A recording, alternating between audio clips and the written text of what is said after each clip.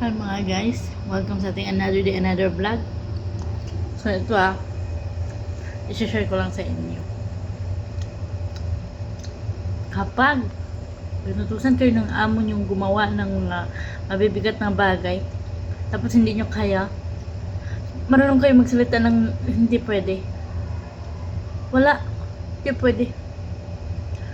Ang tinabaho natin dito, maglinis, magluto, maglaba, magplancha, hindi natin trabaho yung hindi natin kaya. Wag niyong pilitin yung sarili niyo.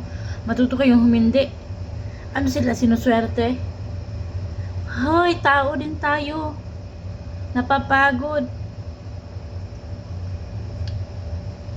Naglabas ako ng saloobin ko kasi yung lalaking boss ko, amo ko, ganun,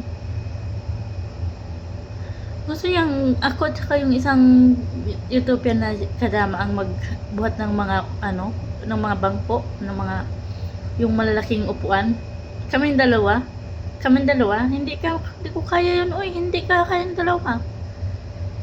Hindi nga niya kayang buhatin kami na bang mga babaeng dalawa.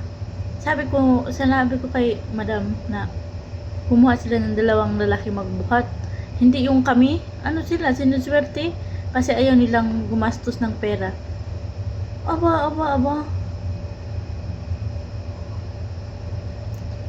Kaya, yung mga kasamahan ko, yung mga kababayan ko ngayon, pag napapanood yung video ko, please subscribe to my channel. Para naman dumami yung channel na subscribers natin. Pag napanood nyo to guys, matuto kayong umindi. Walang masama doon. Huwag yung pilitin yung sarili nyo para lang sila, ang UI. Lalo na sa mga first timer na walang kaalam-alam. Pag hindi nyo kayang, pag hindi nyo kaya yung, dangerous yun eh. Hindi yun pwede sa katawan natin. Hindi pwede yun. Mamatay tayo dito sa mamatay tayo sa kahit anong sabihin nila, gagawin. Pag alam natin na hindi pwede at hindi na tama, huwag nyo lang gawin. So, marunong kayo magsalita ng hindi pwede kasi hindi mo kaya. Ganun lang. Naiinis ako guys. Kasi, yung boss ko talaga, naiinis ako. Kami pabubuhatin. So, yun nga. Sabi ng madam ko, kumuha ka doon ng dalawang lalaki yan na Yemeni para sila magbuhat. Naiinis ako doon.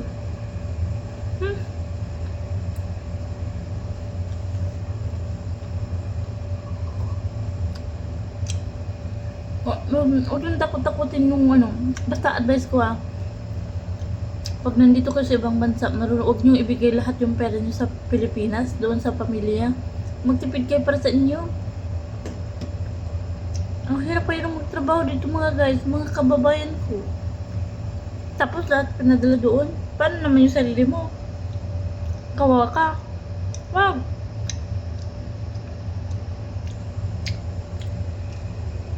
Yun lang, naglabas ako ng aking saloobin ulit. Kasi, ikaw ba naman, pabuhatin lahat ng upuan na mabibigat. Upuan ng Mercedes, upuan ng sala. Yung higaan sa, higaan sa mga bata pa. Aba, kaya ko ba yung buhatin? Hindi, oy. Obvious naman na hindi. Tapos ipabubuhat sa akin. Ano kayo, sinuswerte? Magpapakamatay ako dyan sa pagbuhat na yan. No way. Yun lang mga guys. Bye. Subscribe mga guys sa aking channel. Subscribe. Para naman umabot tayo ng 100 subscribers. Yung mga subscribers ko nga pala, salamat ng madami. Yun lang.